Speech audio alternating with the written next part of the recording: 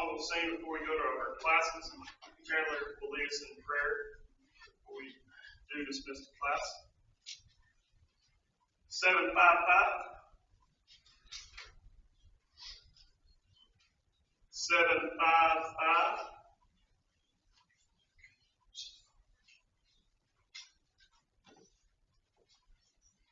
When the trumpet of the Lord shall sound and time shall be no more, and the morning breaks eternal, bright and fair, when the sacred birds shall gather over on the other shore, and the roll is called up yonder, I'll be there. When the roll is called up yonder, when the roll is called up yonder, when the roll is called up yonder, when the roll is called up yonder, I'll be there. On that bright and cloudless morning, when the dead in Christ shall rise, and the glory of his resurrection share, when his chosen ones shall gather to their home beyond the skies, and the roll is called up yonder, I'll be there. When the roll is called up yonder, when the roll is called up yonder, when the roll is called up yonder, when the roll is called up yonder, I'll be there. Let us labor for the Master from the dawn till setting sun. Let us talk of all his wondrous love and care. Then when all of life is over and our work on earth is done, and the roll is called up yonder, I'll be there. When the roll is called up yonder, when the roll is called up yonder, when the roll is called up yonder, when the roll is called up yonder, I'll be there.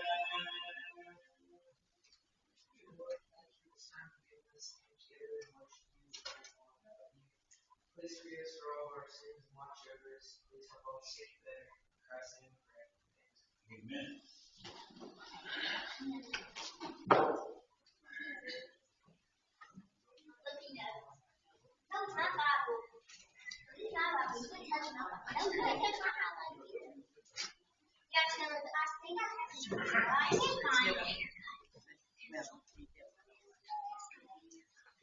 She's still checking it around.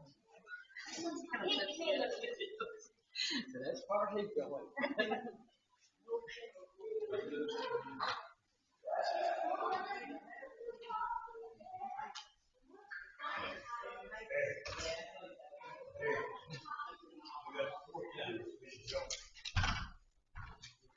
Quality, not quantity. Two? Hey, she said it's quality over there, not quantity. Yeah, she said it.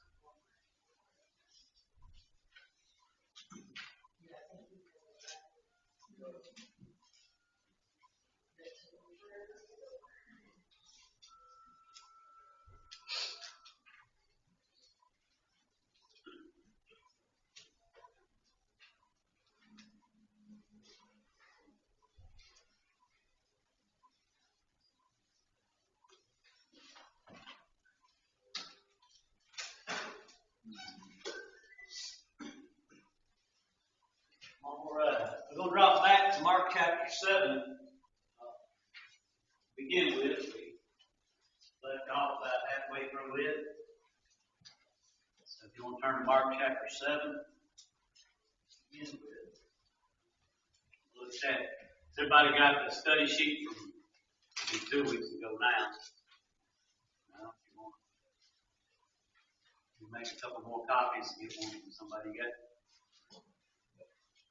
8. Huh? Well, 7 right now. Mark chapter 7.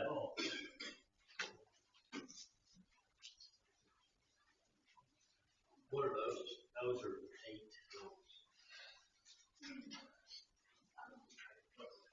Does anybody else need a copy? Good.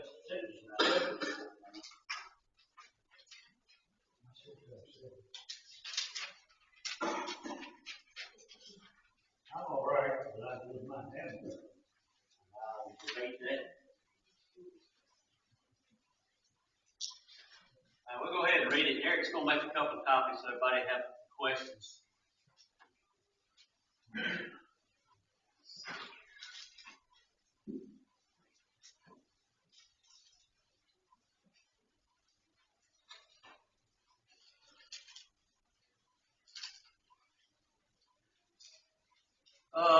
Let's start. We got down to about question number 7 or 8 in that. Let's just stop back and look at what was said here.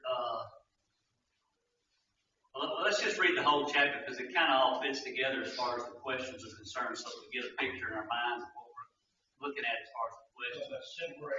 Chapter 7. Verse 1 says, Then came together unto him the Pharisees and certain of the scribes which came from Jerusalem. And when they saw some of his disciples eat bread with defiled, that is to say, in washing hands, they found fault. For the Pharisees and all the Jews, except they wash their hands off, eat not, holding the traditions of the elders.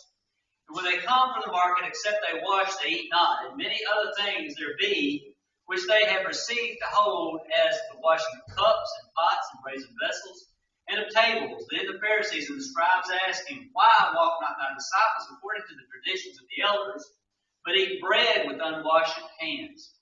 And he answered and said to them, Well hath Isaiah prophesied of you, hypocrites, as it is written, This people honoreth me with their lips, but their heart is far from me. Howbeit in vain do they worship me, teaching for doctrines the commandments of men.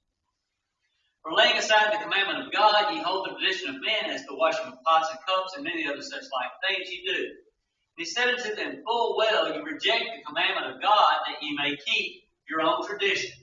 For Moses said, Honor thy father and thy mother, and whoso curseth father or mother, let him die to death. But ye say, If a man shall say to his father or mother, It is Corbin, that is to say, a gift by whatsoever thou mightest be profited by me, he shall be free, and ye suffer him no more to do aught for his father or his mother, making the word of God of none effect through your tradition, which ye have delivered, and many such things like things ye do ye. And when he called all the people unto him, he said unto them, Hearken unto me, every one of you, and understand, for there is nothing from without a man that entering into him can defile him, but the things which come out of him, those are they that defile the man. If any man have ears to hear, let him hear. And when he had entered into the house, the people and his disciples asked him, and when he was entered into the house from the people, the disciples asked him concerning the parable, and he said unto them, Are ye so without understanding also? Do ye not perceive that whatsoever thing from without entereth into the man, it cannot defile him, because it entereth not into the heart, but into the belly, and goeth out through the drought, purging all meats. And he said, That which cometh out of the man, that defileth the man. For from within, out of the heart of men proceed evil thoughts, adulteries, fornication, murders, thefts, covetousness, wickedness, deceit, lasciviousness, an evil eye, blasphemy, pride, foolishness. All these evil things come from within and defile the man. And from thence he arose and went into the borders of Tyre and Sidon, and entered into a house, and would have no man know it, but he could not be hid. For a certain woman, whose young daughter, had an unclean spirit, heard of him, and came and fell at his feet. The woman was a Greek, a Syrophoenician by nation, And she besought him that he would cast forth the devil out of her daughter. But Jesus said unto her, Let the children first be filled, for it is not meet to take the children's bread and to cast it unto the dogs. And she answered and said unto him, Yes, Lord, yet the dogs under the table eat of the children's crumbs. And he said unto her, For this saying, Go thy way, the devil is gone out of thy daughter. And when she was come to her house, she found the devil gone out, and the daughter lay upon the bed. And again departing from the coast of Tyre and Sidon, he came to the sea of Galilee through the midst of the coast of Decapolis. And they brought unto him one that was deaf and had an impediment in his speech, and they beseeched him to put his hand upon him. And he took him aside from the multitude, and put his fingers into his ears, and spit and touched his tongue. And looking up into heaven, he sighed and saith unto him, Ephphatha, that is, being opened. And straightway his ears were opened, and the string of his tongue was loosed, and he spake plain, and charged them that they should tell no man. But the more he charged them, so much more, the great deal they published it. And were beyond measure astonished, saying, He hath done all things well. He maketh both the deaf to hear and dumb to speak. All right, let's see. Who else needed a Bob? Anybody else need another sheet? Now, which one you picked? We're on 7, beginning at question number 10. All right, well, you're good to go. All right. Ready to roll. All right. We're lying on there. All right, let's roll. Question number 10. Why was there the same confusion within the disciples on what Jesus was saying?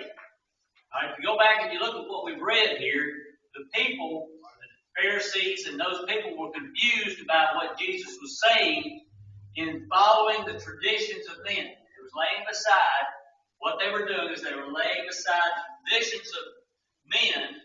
Those things were passed down from the beginning by word of mouth, the traditions, beside the law of Moses, and they were making them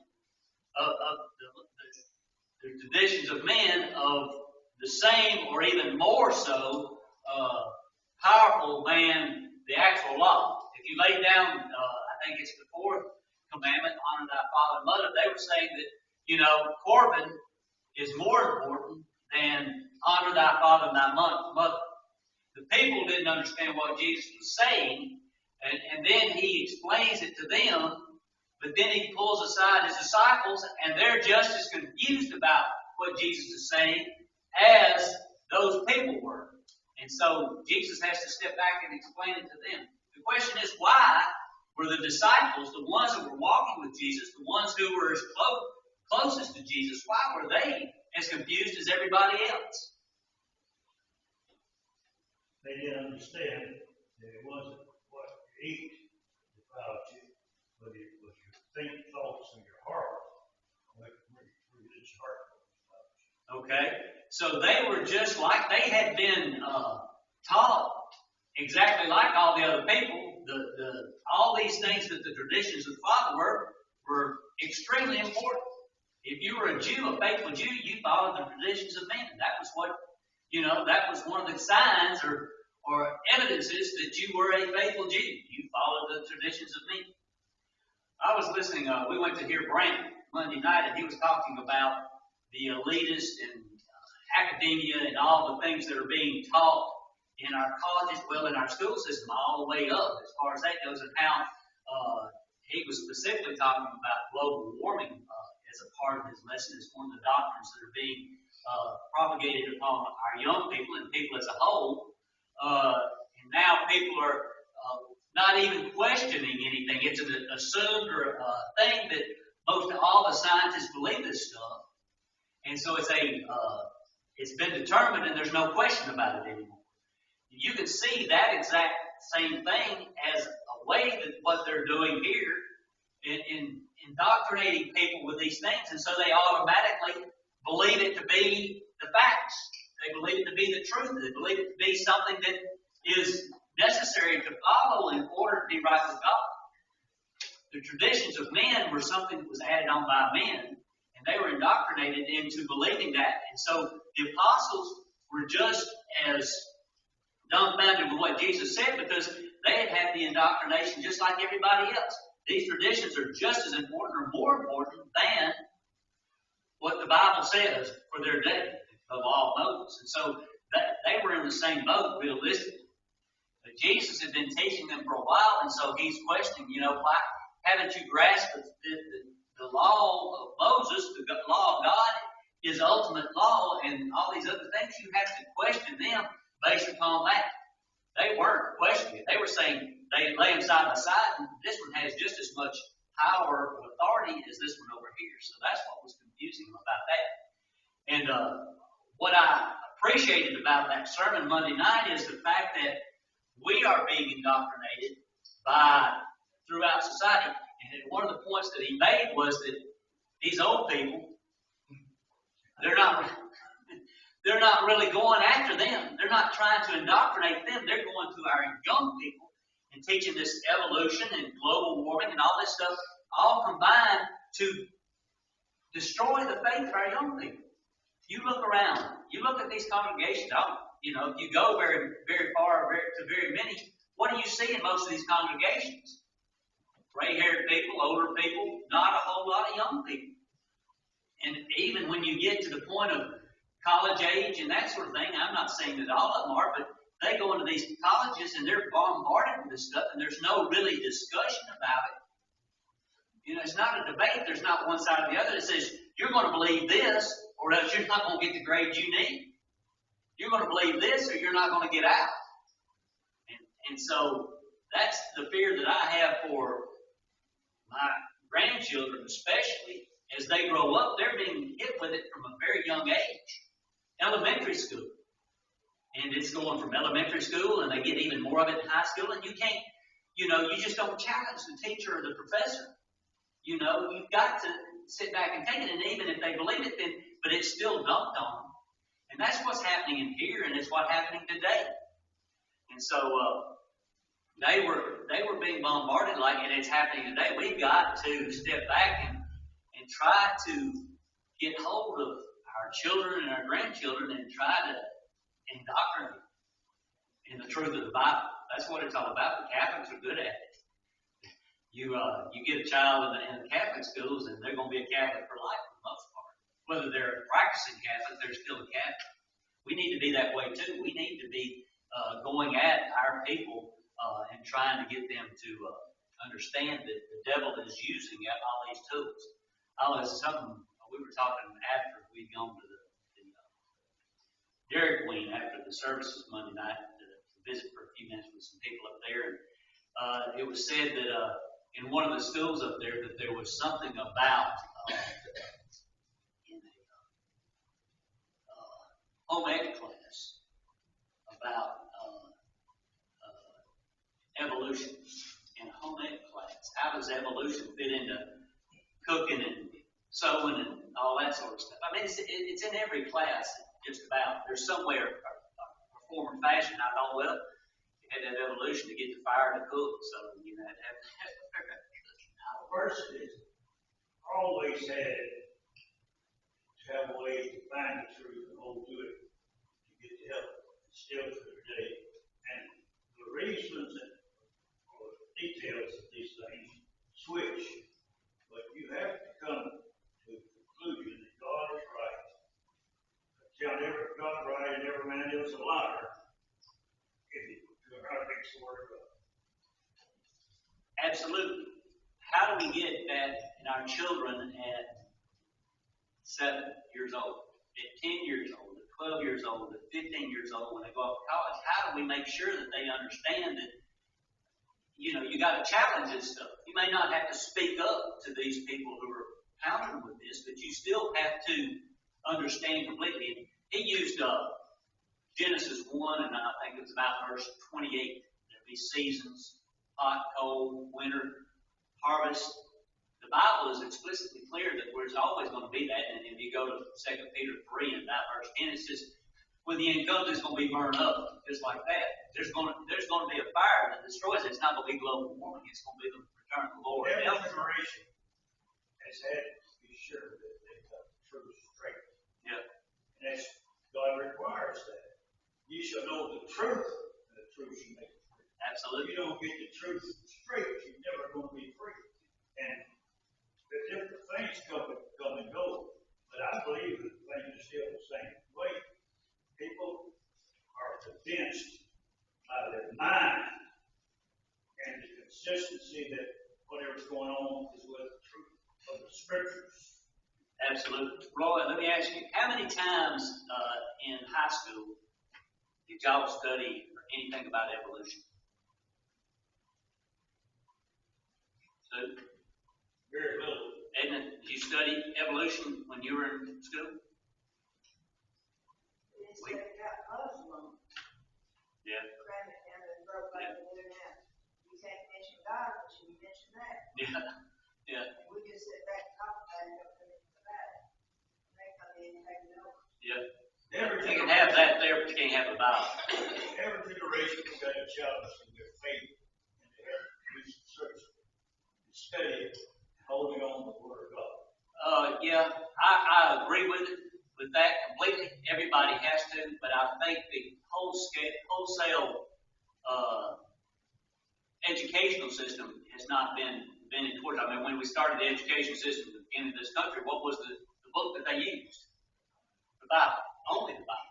You had evolution when you were growing up in school, didn't you, Eric? Yeah, but it was a little different. I remember the science teacher that talked about it, and then she paused and said, of course, we believe that God is in control of everything. Yeah. And I guarantee you wouldn't hear that. Yeah. And you can see the transition. They had none. We had, at least we had both sides of it.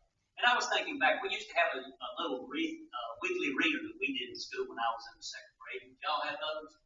That was a proponent of, I mean, it's talking about taking care of the world and that sort of thing, but that was a beginning of it in my estimation as far as humanism and taking care of Mother Earth and that sort of thing. So we've seen it now. You can't talk about it at all. Well, it was all theory. Yeah. From the back, it comes back. Yeah, now we know that there's no discussing it. Everybody knows that it's the way it is. That's why it's crucial to start these kids at 6 months old, put them in that classroom and let them teach and have that foundation so that when this stuff comes up, they'll at least have that foundation in question. Yeah, These absolutely. down their throat. Yep. We were talking about Iron North and Madison. I don't forget what the other night. It was somebody else I was talking to. But it was the man that came in for help Sunday morning. He says, I've been to Madison a couple of times. It just reminded me, I didn't have that discussion with him, but Iron North said the key to building the church is the Sunday school program. You raise the children to know the church and love the church and know the truth as far as where we came from. And from that point on, of course, you could look at Madison now and get false teachers in, they can destroy anything. But it is. We have to start at the earliest age, getting them into Bible classes and building that foundation. It has to be simple to begin with, but I mean, that's the foundation on which we start and go with it. And when we let it go, if we decided as a congregation that we were just going to meet for worship and not have Bible study on Sunday morning, could we do that? We can do that. We can determine as a congregation to do that. Why wouldn't we do that? If nobody shows up at the 2 or 3 of us, should we just quit? Of course not. Of course not. Bible study is the key to faith. And so, our faith is contingent upon that, and the young people of us too. We've got to have Bible study, probably more Bible study even than what we do on a regular basis. It's so bad that these little children, their parents never take them to church. They don't know nobody. They're teaching them at school, so it's the truth. Yeah. It's got to be the truth. They're teaching it to us. How do you get to the hearts and minds of people who have never had any kind of teaching about God? That's just an abstract thing. Crazy people think. I don't think we ought to be overly frightened, because anybody with common sense studies nature, studies what is right between people, always comes to the conclusion that when you get to the Bible, you've got what's right. And if it's not the Bible, it won't fit mankind at its best. I agree. But in your generation, Roy, it was the Bible. In this generation, you've got the Bible, the Quran, you've got atheism, you've got all these things that are now equal. It's subjective. It's not. There's not an objective truth. Well, maybe. Well, I'm sure of that. Absolutely. I think it's intended to strengthen you and teach you to think and study your Bible. That's what the intent of it is. No, if you're going to really believe the Bible, you might decide for yourself, study it for yourself, and figure it out for yourself. You can listen to anybody you want to. Absolutely. But ultimately, finally, it's got to be what goes in your mouth. Well, all this stuff, I agree with you. We can't be afraid, but it is a culling process. It's how God calls. I don't think it's any worse. People to go to heaven. You don't think it's any worse? I can remember when I was young, teachers get excited about going to read the Bible, and they had no concept. They let them read Proverbs 14:12. There's a way it seems right. Cloud anything else. But I think that people can think more independently now than ever they could when I was in school. Whatever the teacher said when we were young, that's it. Yeah. And the acceptance of authority is. Now, I think it's good we question everything the teacher says. Yeah, we have to. All right. Anybody else, for that matter. Yeah. Any other comments? We might make it through 7 tonight. Number 11. Where does Jesus say all evil begins? In the heart. We understand that it's a spiritual thing. They were having problems with the outside, the ceremonial, and what was in the heart. And so that they were making a conclusion based upon the outside activities as being the only source of a problem for people. Jesus said it goes somewhere else. Number 13, what things defile the people, verses 21 through 23. We read all the different things that Jesus says comes out of the heart. That's kind of what I was looking for there. Is that an exclusive list is kind of what I was looking at. 21 through 23. Evil thoughts, adulteries, fornications, murders, thefts, covetousness, wickedness, deceit, lasciviousness, an evil eye, blasphemy, pride, foolishness. All these things come from within and defile a man. There's a lot of stuff there, maybe even some that need definitions for a lot of people. The point is that Jesus says everything that is evil is going to come from the beginning within the heart and then go out. I heard a discussion, I forget who was involved in it. It was a preacher had been asked the question, is it a sin to miss Bible study? And the preacher told him the sin was wanting to miss Bible study. And there are reasons for not being in Bible study or worship that are legitimate illness or situations. Even Jesus said that the ox is in the ditch, and we understand that there's a problem that can be so big that you can't make it. But this, and what Jesus is saying here, everything comes out of the heart. The desire not to be at Bible study or desire not to be at worship is where the sin begins. It's not. Huh? Yeah. But so that's the problem, is people don't have the desire of the heart to be there, and that's where the sin is or begins. That's what Jesus is talking about here. Number 13. Why did Jesus take his disciples and go to the area of Tyre and Sidon? Verse number 24.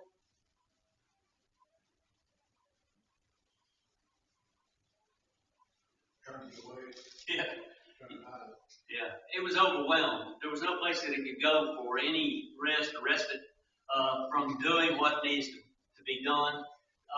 There has to be a letting off of the gas or whatever in everybody's life. There's such thing as burnout. But I think Jesus, being who he was, could just go on and on and on, but he was in consideration of those who were his disciples and trying to take time to be aside and with them privately and handle those things there. So there are reasons to sit aside. We don't need to be at church every day, all the time, or something like that. Any remarks or questions about that? What made the healing of the woman's daughter different? Verses 24 through 30. She was a Greek. All right. So what is a Greek? What does that mean? All right. She was a Jew.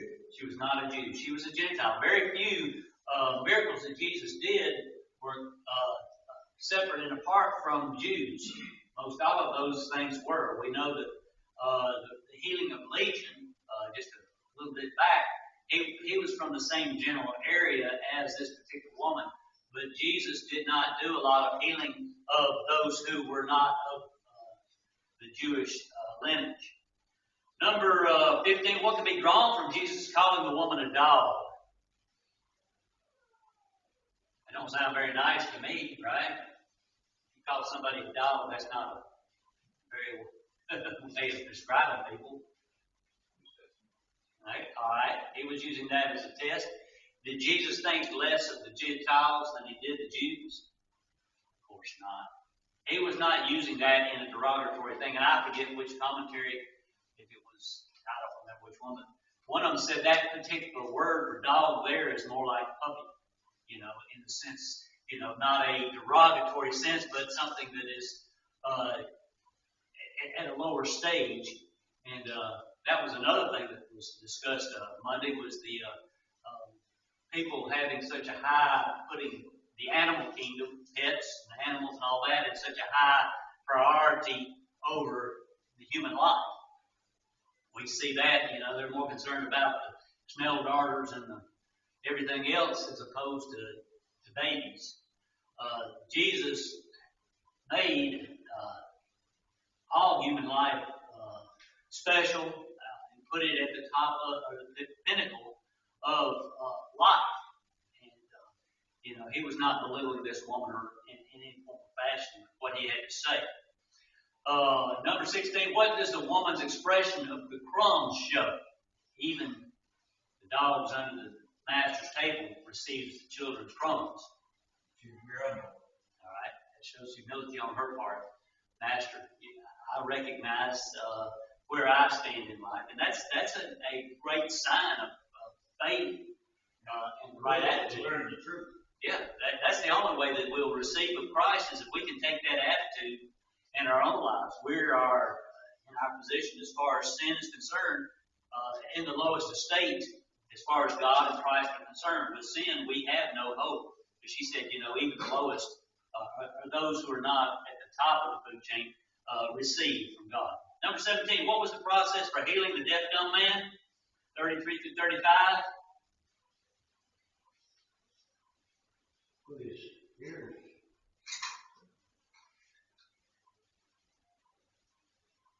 He took him aside from the multitude, put his fingers into his ears, and spit, and touched his tongue, and looking up in the heaven side, and said to him, "Be open."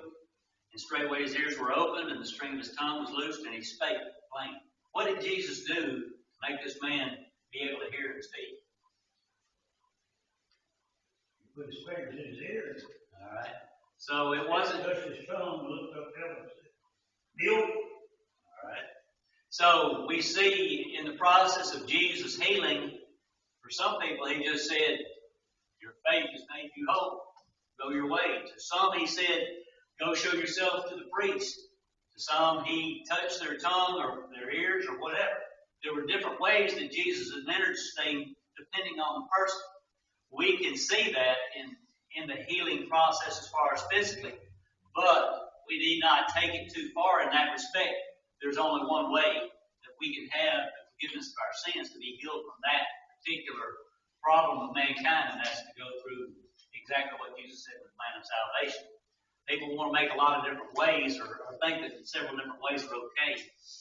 We can't take that and make that application, but it does show that depending on the people, we each have different challenges based upon where we are in our faith and where we're trying to get to. So not all our lives are not cut and dried in that respect. We all have to answer to different challenges in our lives, but still, as far as sin is concerned, it doesn't change. Number last. What was the reaction to this miracle? Verse number 37. Astonished beyond me. Okay. Yep. They were blown away by all the things that had happened that Christ had done. One of the message of Mark that we really need to understand is talking about the power of Christ. All the things that he did to show his power and to him and to prove that he was the Son of God and had all authority. They had the evidence there, and there was really no reason in the world that no one should have had any doubts that Christ was more than just a mere man. All right, we did make it through 7. We got about 10 minutes, I guess, 5 or 10, to go to chapter number 8. Unless y'all got something y'all want to discuss further in chapter number 7.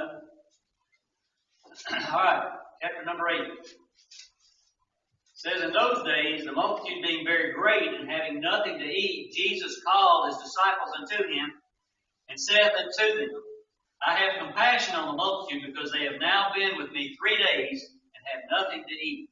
And if I send them away fasting to their own houses, they will faint by the way, for divers of them came from far. And his disciples answered him, from whence can a man satisfy these men with bread here in the wilderness? And he asked them, how many loaves have ye? And they said, 7. And he commanded the people to sit down on the ground. And he took the 7 loaves and gave thanks and brake and gave to the disciples and set before them. And they did eat, and they did set them before the people. And they had a few small fishes, and he blessed and commanded to set them also before them.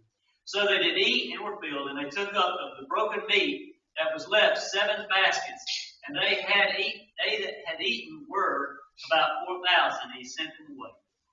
And straightway he entered into a ship with his disciples, and came to the parts of Dalmathua. And the Pharisees came forth and began to question him, seeking a sign of him from heaven, tempting him. Dave's going to read for him. He said, he through his spirit said, what does the church seek after sign? Verily I say to you, there shall no sign be given to this generation. But he left them and entered into a ship again, and parted to the other side. Now the disciples had forgotten to take bread, neither had they in the ship with them more than one loaf. He charged them, saying, take heed, beware of the leaven of the Pharisees, and of the leaven of Herod. And they reasoned among themselves, saying, it is because we have no bread. And when Jesus knew it, he said unto them, why reason ye because ye have no bread? Perceive ye not yet, neither understand. Have ye your heart yet hardened? Having eyes, see ye not. Having ears, hear ye not. And do ye not remember. When I break the 5 loaves of 5,000 among the 5,000, how many baskets full of fragments do you take up? Then say unto him, 12. And when the 7th among the 4,000, how many baskets full of fragments take ye up? And they said to him, 7. He said to them, how is it then that you do not understand? Because of the Shita, when they bring a blind man to him, and saw him touch him, and he took the blind man by the hand and led him out of the town. And when he had spit on his eyes, he put his hands upon him and asked him if he saw Allah. He looked up and said, I see men as trees walking. After that, he put his hands upon his eyes and made him look up. And he was restored and saw every man clearly. When he sent him away to his house, saying, either go into the town or tell it any in the town. And Jesus went out and his disciples to the town of Caesarea Philippi. By the way, he asked his disciples, saying to them, who do men say that I am? And they answered, John the Baptist. But some say Elias, and others some were the prophets. And he said unto them, but whom say ye that I am? And Peter answered and said to them, thou art the Christ. He charged them that they should tell no man of him. And he began to teach them that the Son of Man will suffer many things, and be rejected of the elders, of the chief priests and scribes, and be killed, and after 3 days raised again. And he spake that saying openly, and Peter took him and began to rebuke him. But when he had turned about and looked upon the disciples, he rebuked Peter, saying, Get thee behind me, Satan, for thou art the savorest not the things that be of God, but the things that be of men. And when he had called the people unto him, with his disciples also, he said unto them, Whosoever will come after me, let him deny himself and take his cross and follow me. For whosoever will save his life shall lose it, but whosoever shall lose his life for my sake, and the gospel, the same shall save it. For what shall it profit a man if he gain the whole world and lose his own soul? For what shall a man give in exchange for his soul? Whosoever therefore shall be ashamed of me and my words in this wicked and sinful generation, him also shall the Son of Man be ashamed when he cometh in the glory of his Father with the holy angels. Thank you. All right. I got a sheet marked 8. Question number 1. What prompted Jesus to feed the 4,000? Compassion. All right. The next word or next question down there, I've got to find the word compassion. I don't have it. All right. Concern.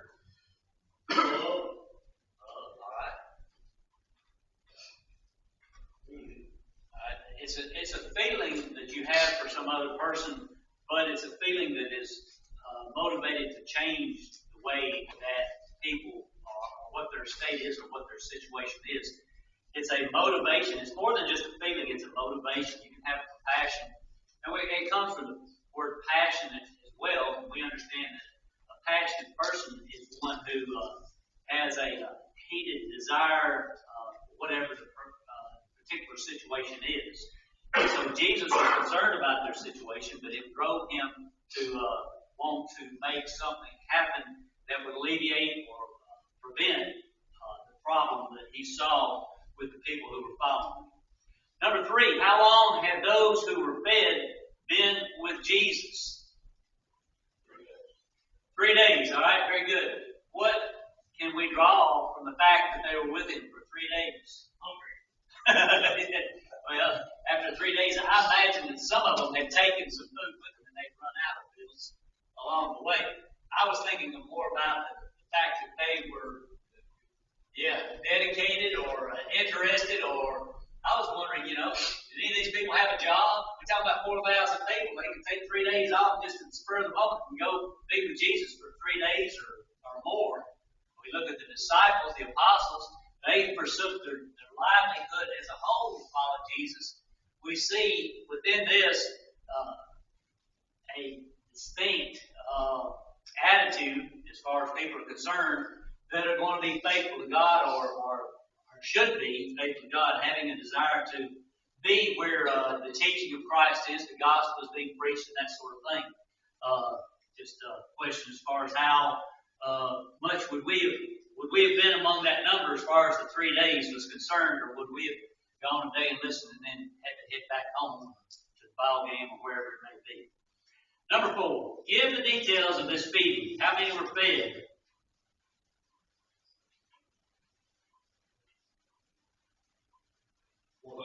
4,000, all right. How much bread? The amount of bread that was used?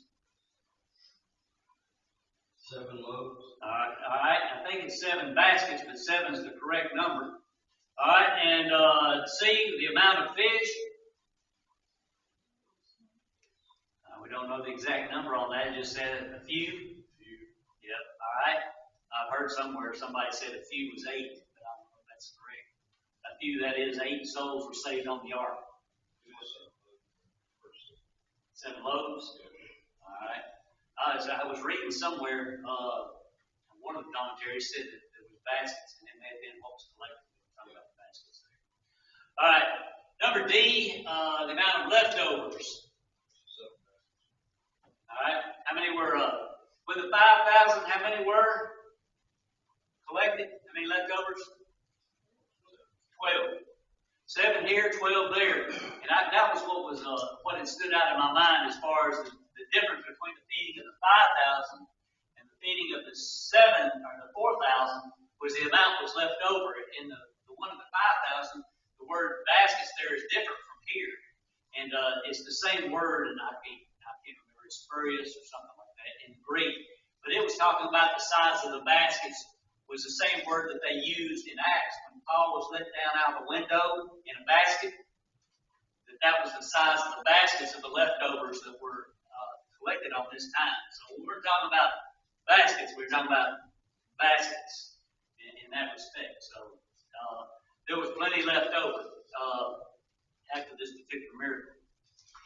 Number 5, what did the Pharisees want from Jesus? Verse number 11. Show us a sign. All right. What was Jesus' reaction? The next question to the request of the Pharisees, verse number 12.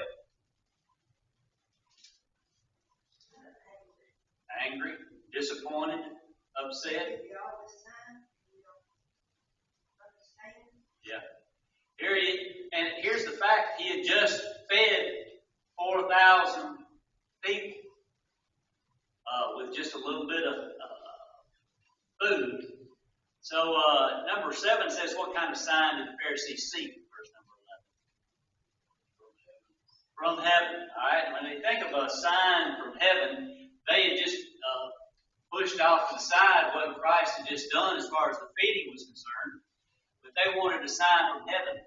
Can you think of something in the Bible where a sign actually came from heaven? Jesus. All right. The coming of the Holy Ghost upon him. What would be an Old Testament example of someone or a sign from heaven? Rainbow. All right, the rainbow. That was something. All right, and that's the one I was thinking about. When you get to Elijah, and they had the 400 prophets of Baal, and they cut themselves and cried to God, and nothing happened. And then Elijah said, pour the water on there, and the fire from heaven came down, and everybody says, that's a sign from heaven. We're going to follow God, and it changed the people's lives. I think that that's kind of more along the lines of what they were asking for. And probably it didn't make any difference if there had been a sign from heaven. They had said, well, that's just a freak of nature or something. They were asking for a sign from heaven. They were looking for an excuse not to believe or to tempt him, and that's what it says. They weren't doing it for pure motivation. They were just doing it to try to catch him or to do what they could to turn the people away. So it shows an impure heart on their part in challenging Jesus to do this right here. And it's interesting to note that those people and the attitudes that they had caused Jesus to have a way in his heart or a feeling in his heart as well. They had an attitude, a feeling in their heart, and it produced a feeling or an attitude in Christ's heart. And as we look at that and take note on that we have actions and say things and do things that can produce something in the heart of Christ. And so we have to be very careful when we are doing things out of a pure heart or pure motivation, because we can also discuss Christ, or however you want to describe it, and how Jesus reacted to these people right there. And so I think that's a really important point from this particular thing, is that the reaction of Christ to these people and what they were asking for from him because of their lack of faith. All right, that gets us down to what? Question number 8. Question number 8. We'll start there next week.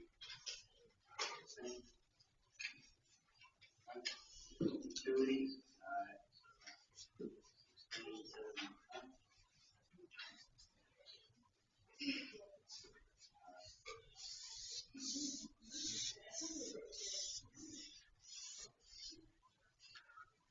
Soldier.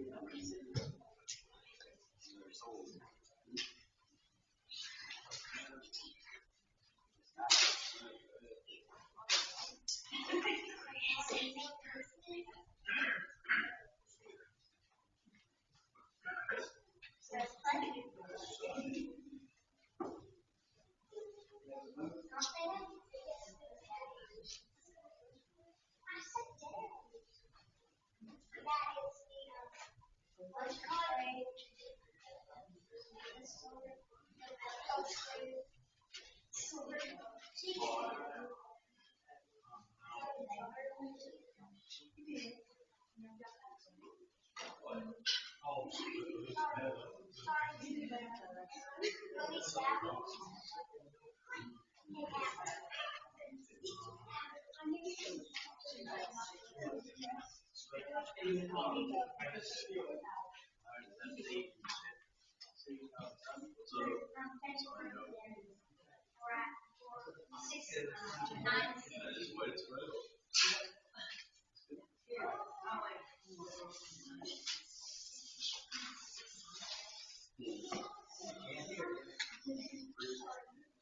183 will be our hymn of invitation here in just a few minutes. 183.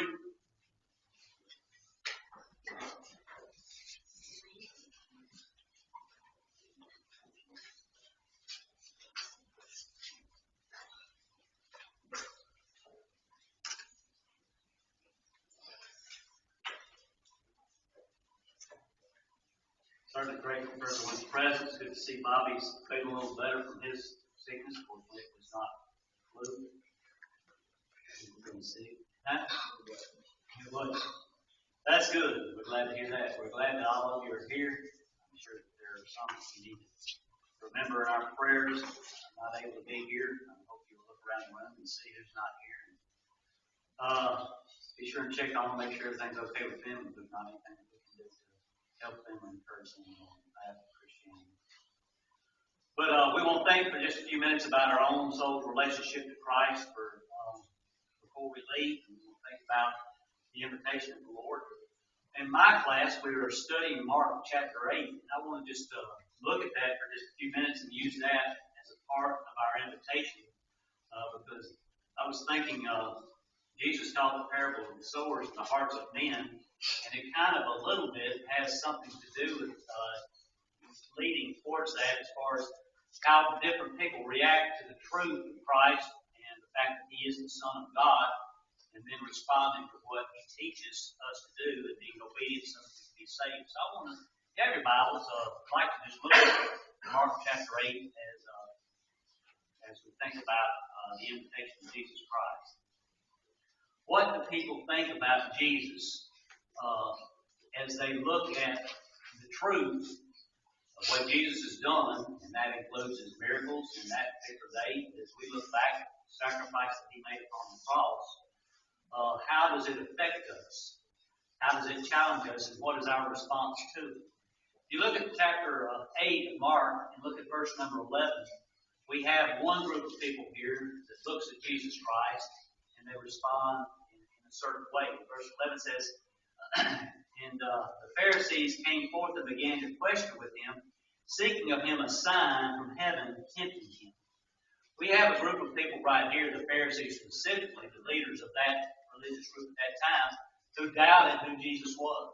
They didn't think He was the Son of God. They saw that in Jesus they were going to have to make a change, and there was going to be a change in the way that things were done involving their life and in religious life as a whole, and they didn't want to accept Him at all. Go back and you look at the parable of the sowers, you have, first of all, the hard ground, which people just would not receive. And so the devil came and took the seed away, and there was no hope for them as far as being saved. That was His people. They were hard-hearted people and did not want to have anything to do with Jesus. But then you come down to verse number 17, and you see a second group of people there. Verse number 17 says, and when Jesus knew it, He said unto them, why reason ye because ye have no bread? Perceive ye not yet, neither understand, have ye your heart yet hardened? Here we have Jesus talking to His disciples, those that had been around Him, who saw His miracles, who knew, based upon what they had seen, that Jesus was the Christ.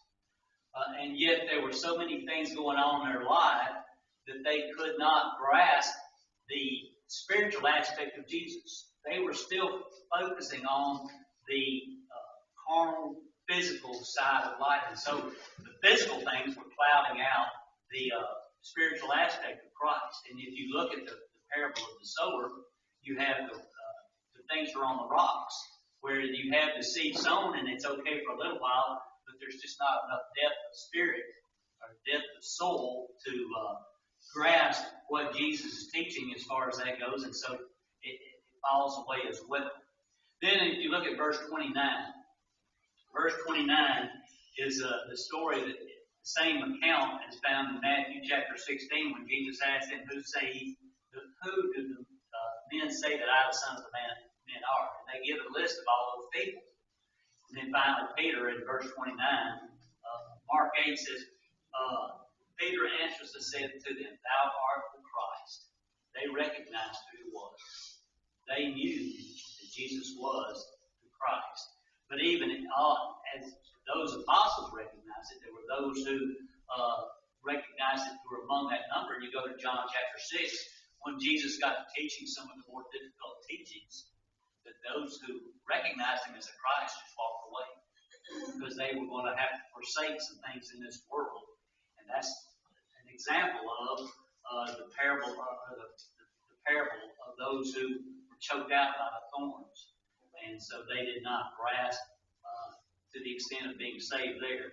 You go on down to verse number 33, in that same light, it says, you look at Peter here as he's challenged by that. But Jesus had gone about to teach in this chapter that he was going to have to suffer and to die as the Son of God for the forgiveness of man's sins. And he doesn't go into that detail, but he says that those Jews are going to take him and they're going to abuse him and kill him. And this is what Peter said in verse 33. And when he had turned about, or Peter said, and he spake unto him, and Peter took him and began to rebuke him. Peter said, that's not so. That can't be happening. It's not going to happen to you. And this is what Jesus said to Peter. But when he had turned about and looked on his disciples, he rebuked Peter, saying, Get thee behind me, Satan, for thou savorest not the things that be of God, but the things that be of men. Peter at this particular time was holding on to the world and what he wanted out of Christ. He wanted to try to line up and have Jesus, but he wanted Jesus in the way that he wanted, not the way that Jesus had to be and what he had to do to respond to Jesus Christ. And so that shows Jesus was still hanging on to the world, and it was choking Jesus out of his life. But then we turn and we look at verse number 35. Verse 35 says, Whosoever will save his life shall lose it, but whosoever shall lose his life for my sake and the gospel's, the same shall save it. This is the good soul that's talked about in the parable. And this is the soul that we must have in order to be saved. We have to be willing to give up everything in this life and take on the life of Christ and what he expects of us and be obedient to him so that we can be saved. The example of different hearts is found here in this particular chapter. And as we look at these different people, we can see our lives in these lives and also in the parable that Jesus gives. And we fall into one of four categories. Where do we fit in that category? Are we so hard-hearted that the gospel has no effect on us? Or are we kind of interested in it, but not really enough to where it's going to take root and make us what God would have us to be? Are we a type of soul or a type of person that is self-willed and wants Christ on our terms as opposed to the guidelines that Christ has laid down and that we must submit to? Or are we the good soul which is willing to do whatever it takes to make it to heaven? That's what lays out before us tonight. Where does our heart fit into the parable? So we're an example of these people. You and I know, because we've heard it on many occasions, what we have to do to become a Christian. We have to believe that Jesus Christ is the Son of God. We need to repent of our sins. We need to be willing to confess him as the Son of God and be baptized. Where our heart is and how it fits into this parable will tell us if we know the truth what we will do with it. Will we respond to it or not? If we have a good heart, we'll do what we need to do and we'll be saved. Because God has promised that if we obey him in obedience to baptism, that he will forgive us of every sin and give us the hope of eternal life in heaven. As a child of God, we still have to examine our hearts on a daily basis. We have to look and see where we stand with Christ and the teaching of Christ that we've been obedient to. Or we've failed in sin in some way. We need the blood of Christ again. If we do, if we have it and it's a public sin, then we have to repent of that in a public way, confess it in a public way, and then pray to God and he will forgive us. If you need to do that, if you need to be obedient to Christ in any way, form, or fashion, I hope that you have a tender heart and will do what you need to do as together we stand and ask this. God in his mercy and his love takes away every sin.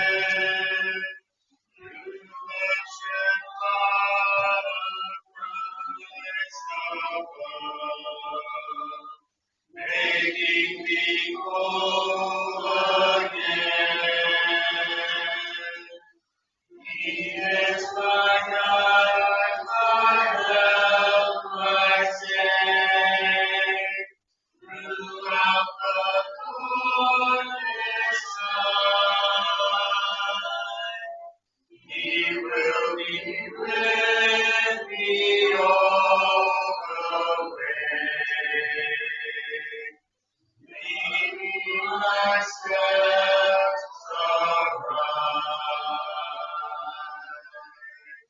God in His mercy and His love, speak to your heart today. Through loveless word from heaven above, why not His word obey? Bring Him your life, your strength, your all. Give Him yourself complete. Trust Him for lifting when you fall. Safely your soul He'll keep.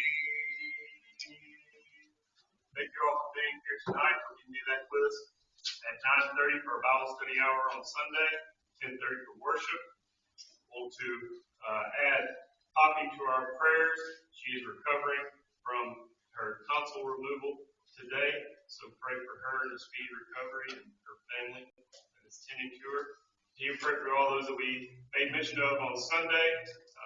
We have several that need our prayers and encouragement throughout the week. You can do all that you can to help them. Are there any updates that we need to make to our prayer list at this time? One wants to add a friendly prayer from school for his brother's in first grade, and he has the flu, but he's in intensive care. Has lots of complications. Little boy in first grade has a flu. He's in the hospital. Please pray for him. I don't know the child's name, but the Anyone else that we need to make mention of at this time? Do we have any upcoming events we need to be aware of? Fourth Sunday Justice Services. We have business meeting this Sunday at 5 p.m. Actually, they was going to walk around next week. Ashley Finley, pray for her and her upcoming surgery. Anyone else? All right. If you would, bow in, please. Our Father in heaven, we're so thankful for the opportunity we've had this day to come together and to study a portion of your word. Help us, Father, to make every effort to continue on with our desire to grow in strength and service to you.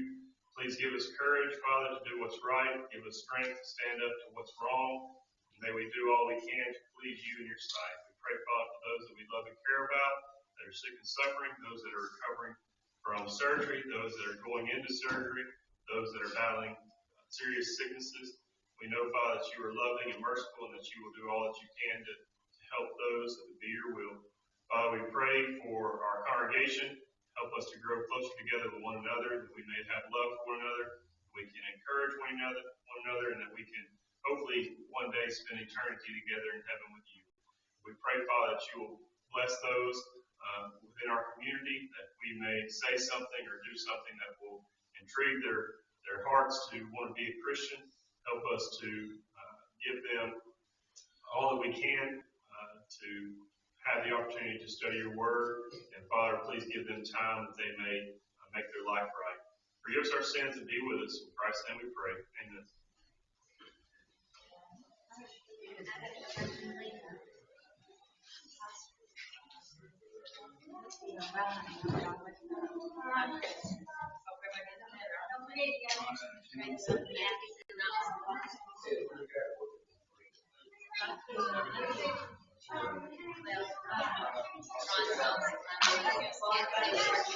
Well,